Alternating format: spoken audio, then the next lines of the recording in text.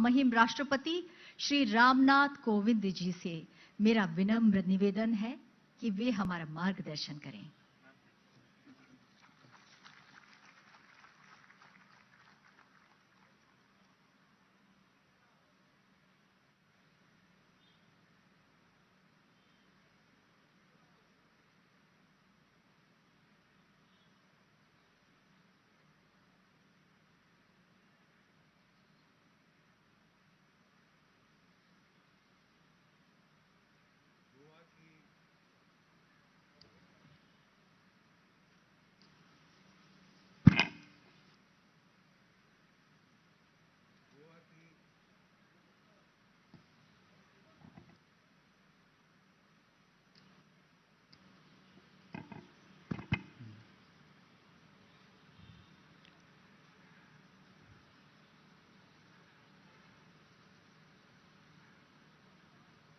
हम सब लोग वर्तमान में टेक्नोलॉजी डिपेंडेंट हो गए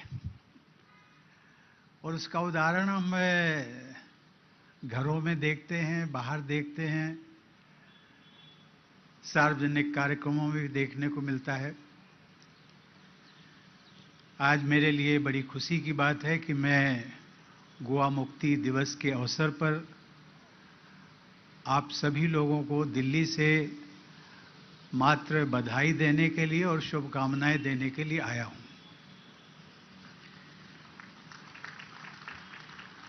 गोवा की स्वाधीनता की 60वीं जयंती के कार्यक्रम में प्रमुख रूप से उपस्थित गोवा के राज्यपाल श्री भगत सिंह कोश्यारी जी, मुख्यमंत्री डॉक्टर प्रमोद सावंत जी, केंद्रीय आयुष राज्य मंत्री श्रीपद नायक जी, विधानसभा में नेता प्रतिपक्ष श्री दिगंबर कामत जी, राज्य सरकार के मंत्री श्री मावेन गोंदियो जी,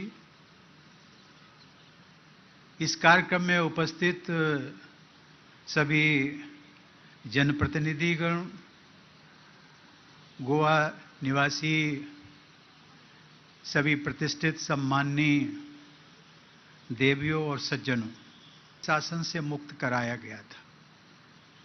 आज आप सब लोगों के साथ पूरा देश गोवा के 60वें मुक्ति दिवस का उत्सव मना रहा है। विदेशी शासन से गोवा की मुक्ति के इस ऐतिहासिक अवसर पर आप लोगों के बीच आकर मुझे अत्यंत प्रसन्नता हुई। मैं आप सभी को इस गौरवपूर्ण दिवस की बधाई देता हूं। इस कार्यक्रम में आने के लिए आपके राज्य के मुख्यमंत्री श्री प्रमोद सावंत जी मुझे मिले। उनकी इच्छा थी कि मैं इस कार्यक्रम में सहभागिता व्यक्त करूं और मुझे सचमुच में कोरोना महामारी से न केवल हमारा देश बल्कि पूरी दुनिया प्रकोपित है और ऐसे में हम सब लोग अपने को बचा करके रखने की एक मानसिकता बन गई।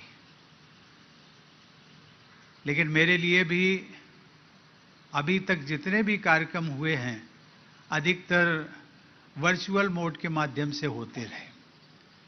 ये मेरे लिए एक सार्वजनिक रूप से दूसरा कार्यक्रम है, जबकि मैं दिल्ली से निकला और मात्र इसलिए क्योंकि मुझे लगा कि मुझे गोवा आए हुए लगभग 2 वर्ष की अवधि बीत चुकी होगी, तो मुझे लगा कि मैं चल करके आप सबके भी हालचाल पूछूं और आप सबकी खुशखबरी लेकर के। लेकिन मुझे आज ये जानकर प्रसन्नता हुई, मैं समझ सकता हूं कि कोरोना महामारी के कारण जो सोशल डिस्टेंसिंग है उसके कारण संख्या में कमी आती है और हर जगह इसीलिए वर्चुअल मोड से कार्यक्रम करना अधिक उपयुक्त माना जाता है। लेकिन जब मैं शहर में प्रवेश कर रहा था, वो तो कुछ प्रोटोकॉल के कारण मैं समझ सकता हूं कि प्रशासन के लोग पूरी मार्केट बंद करवा देते हैं। तो ऐसा लगने लगता है कि गोवा, जिसकी कल्पना मेरे मन में है, मैं शायद कई बार आ चुका हूँ, जो चहल पहल गोवा में रहती है, तो ऐसा लगता है कि आज का दिन तो ये शाम जो थी वो उजाड़ सी थी गोवा की। लेकिन मैं समझ सकता हूँ प्रशासन की एक अपनी मजबूरी होती है, जिसके कारण वो सिक्योरिटी को ध्यान में रखते हुए ये सब भी औपचारिकताएं पूरी करते हैं। लेकिन मुझे खुशी आप सब लोगों से मिलकर के हुई, क्योंकि आप सब यहाँ पर संख्या में कम हो सकते हैं, लेकिन आप प्रतिनिधित्व करते हैं न केवल पणजी का बल्कि पूरे गोवा राज्य का। इसलिए मुझे आप सबसे मिलकर के अत्यंत प्रसन्नता हो रही है। देवियों और सज्जनों, गोवा में उपनिवेशी शासन की नींव वास्को डी गामा के 1498 में भारत आगमन के समय पड़ गई थी। पुर्तगालियों ने 1510 में गोवा पर अधिकार कर लिया। धीरे धीरे वे लोगों की धार्मिक और सांस्कृतिक परंपराओं पर नियंत्रण स्थापित करने लगे। लोगों की नागरिक स्वतंत्रता छीनी जाने लगी। विरोध में धीरे धीरे आवाज उठने वालों को जेल में बंद कर दिया जाता था। जनता का शोषण किया जाता था। स्थानीय अर्थव्यवस्था नष्ट की जा रही थी, जिसके कारण गरीबी बढ़ती जा रही थी। गोवा की संस्कृति और अर्थव्यवस्था पर पुर्तगाली शासन के विनाशकारी प्रभाव का जीवंत चित्रण यदि हमें देखना है कला के माध्यम से, तो हमें महान स्वतंत्रता सेनानी और विद्वान त्रिस्ताव दे ब्रंगेजा कुनहा की हमें जो कालजयी कृतियां हैं, उन्होंने 2 कृतियां उनको कला में हमारे सामने रखा है। पहली है 400 Years of Foreign Rule और दूसरी है द डीकोलोनाइजेशन ऑफ गोवंस। उसे हमें जरूर देखना चाहिए। देवी और सज्जनों, महात्मा गांधी भी कहा करते थे कि कश्मीर या किसी अन्य राज्य की तरह गोवा भी भारत का अभिन्न अंग है। भारत की एकता और अखंडता पर उन्हें अटूट विश्वास था। उनके इस विश्वास की पुष्टि वर्ष 1929 के उनके इस कथन से होती है, जब उन्होंने कहा था कि हमारा देश ब्रिटिश, पुर्तगाली, फ्रांसीसी उपनिवेशों में विभाजित बनकर के नहीं रहेगा, बल्कि एक होकर रहेगा। गोवा की स्वाधीनता का संघर्ष काफी लंबा चला।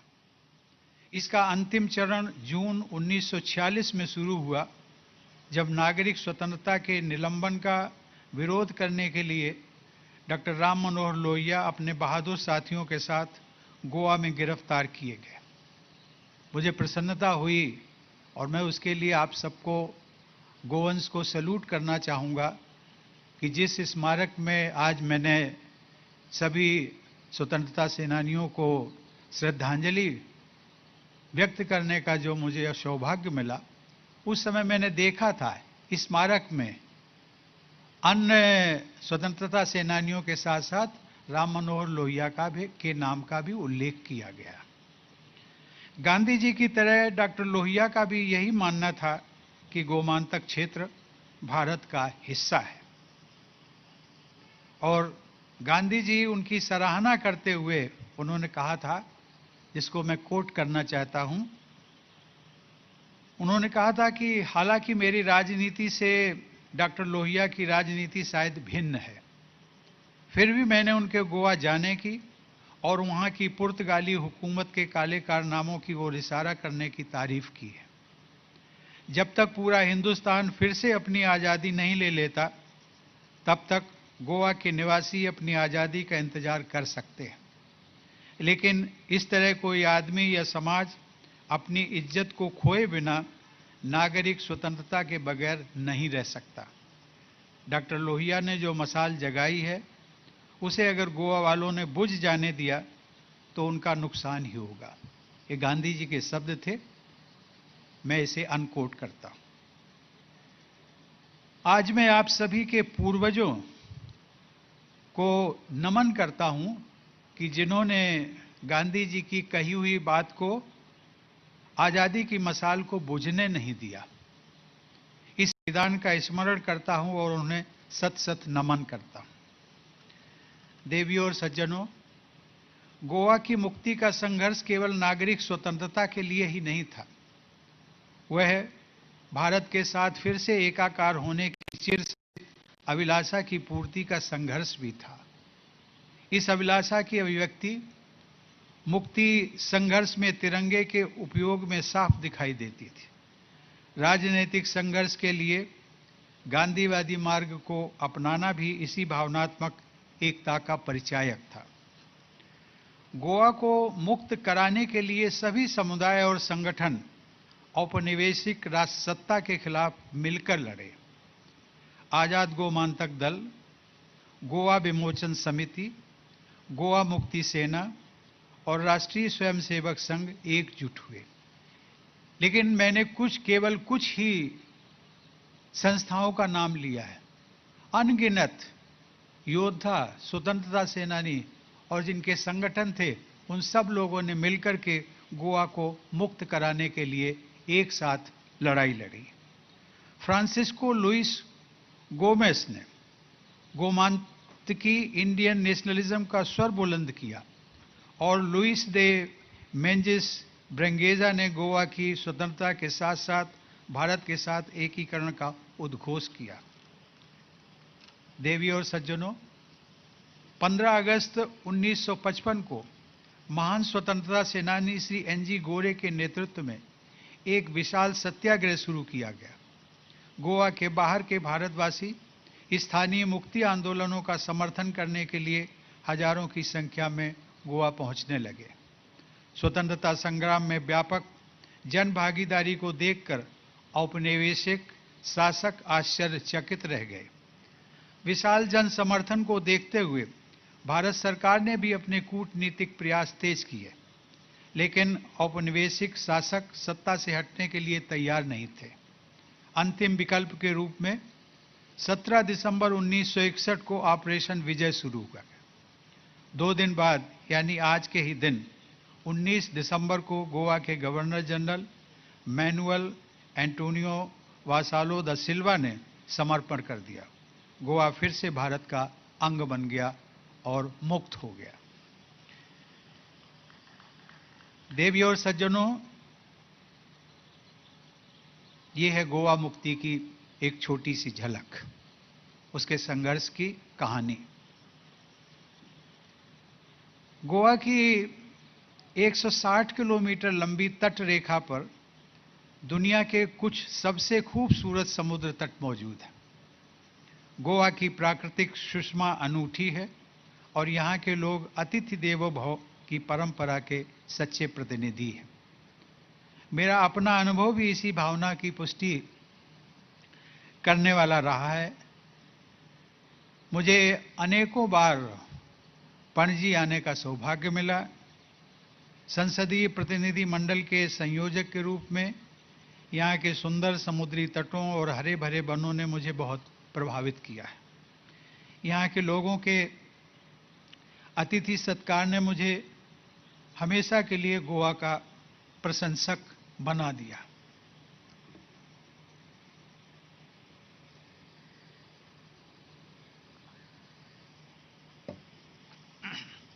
गोवा के लिए यह गौरव का विषय है कि यहाँ के लोगों ने समान नागरिक संहिता को अपनाया है। ऐसा करने से यहाँ की सांस्कृतिक विविधता को बढ़ावा मिला है। गोवा के हमारे भाई बहनों ने लोकतांत्रिक व्यवस्था और सुशासन को मजबूत करने के साथ साथ सांप्रदायिक सद्भाव भी बनाए रखा है। जनता की सक्रिय भागीदारी वाला ये अनूठा मॉडल गोवा के लोगों की प्रगतिशील सोच का एक उत्कृष्ट उदाहरण है। देवियों और सज्जनों, जब गोवा को आजाद कराया गया था तब इसका आधारभूत ढांचा और उद्योग धंधे विकसित नहीं थे। आज गोवा जब अपनी आज़ादी के 60वें वर्ष में प्रवेश कर रहा है तो यह देखकर गर्व होता है कि प्रति व्यक्ति आय के मामले में ये राज्य देश में पहले स्थान पर है। इसका श्रेय गोवा के मेहनती लोगों, जनप्रतिनिधियों, जन सेवकों तथा उद्योग क्षेत्र को जाता है। ये उपलब्धि किसी एक व्यक्ति की नहीं है, किसी एक विशेष संस्था की नहीं है, किसी विशेष कार्यकाल की नहीं है, बल्कि गोवा जब से मुक्त हुआ है तब से ये विकास की यात्रा चलती है। और मैं कह सकता हूं कि ये उपलब्धि कठिन प्रयासों के बल पर प्राप्त हुई है और इसमें वर्तमान एवं पूर्ववर्ती सरकारों का भी महत्वपूर्ण योगदान रहा है। आज यहां पूर्व मुख्यमंत्री श्री दिगंबर कामत, जो वर्तमान में अपोजिशन लीडर हैं, उनकी भी राज्य की प्रगति में उन्होंने अपने कार्यकाल में भी गोवा के विकास के लिए अपना महत्वपूर्ण योगदान दिया है।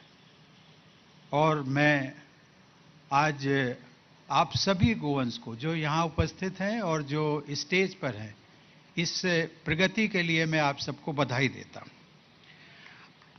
आज जब पूरा देश आत्मनिर्भर भारत के मंत्र पर चलते हुए स्थानीय अर्थव्यवस्था को मजबूत करने के लिए आगे बढ़ रहा है, तब गोवा के मुख्यमंत्री डॉक्टर प्रमोद सावंत के गतिशील नेतृत्व में आत्मनिर्भर भारत स्वयं पूर्ण गोवा की सराहनीय पहल शुरू की है। वे अपने पूर्ववर्ती और आदर्श कर्मयोगी स्वर्गीय श्री मनोहर पर्रिकर की समृद्ध विरासत को सच्चे अर्थों में आगे बढ़ा रहे हैं। गोवा के सकल घरेलू उत्पाद में औद्योगिक क्षेत्र के योगदान का प्रतिशत भी भारत में सबसे अधिक है। राज्य के छोटे आकार के बावजूद यहाँ बड़े बड़े उद्यमों ने निवेश किया है। गोवा अपने फार्मास्यूटिकल उत्पादकों की उच्च गुणवत्ता के लिए जाना जाता है। कोविड-19 महामारी से युद्ध में यहाँ की फार्मा कंपनियों ने देश विदेश में उल्लेखनीय भूमिका निभाई है। राज्य वित्त पोषित स्वास्थ्य बीमा योजना और सार्वजनिक स्वास्थ्य के मजबूत बुनियादी ढांचे के कारण महामारी के दौरान गोवा की सरकार लोगों की समुचित देखभाल करने में सक्षम रही है। शिक्षा के क्षेत्र में भी गोवा ने अच्छी प्रगति की है। एनआईटी और आईआईटी को मिलाकर यहाँ 8 इंजीनियरिंग कॉलेज हैं। यहाँ के प्रतिभाशाली युवाओं और इंटरनेट सेवाओं के योजनाबद्ध विस्तार को देखते हुए गोवा अब इन्फोटेक कंपनियों का विकास केंद्र बनने की ओर अग्रसर है। अपने स्वच्छ वातावरण, आसान कनेक्टिविटी और प्राकृतिक सौंदर्य से भरपूर धरती के बल पर गोवा आज घरेलू और अंतर्राष्ट्रीय पर्यटकों के लिए आकर्षण का केंद्र है। भारत का अंतर्राष्ट्रीय फिल्म महोत्सव 2004 से लगातार यहां आयोजित हो रहा है। मोपा में प्रस्तावित हवाई अड्डे के बन जाने से इस पर्यटन में और भी बढ़ोतरी होगी। देवीय सज्जनों, 19 दिसंबर 1961 का दिन गोवा और भारत के इतिहास में स्वर्णिम अक्षरों में दर्ज है। इस अवसर को अविस्मरणीय बनाने के लिए गोवा सरकार के विशेष प्रयासों की मैं सराहना करता हूं। 1 वर्ष तक चलने वाले इन समारोहों की सफलता के लिए मेरी बहुत बहुत शुभकामनाएं। गोवा के उत्साही और उत्सव प्रेमी निवासियों को एक बार फिर से बधाई। धन्यवाद। जय हिंद।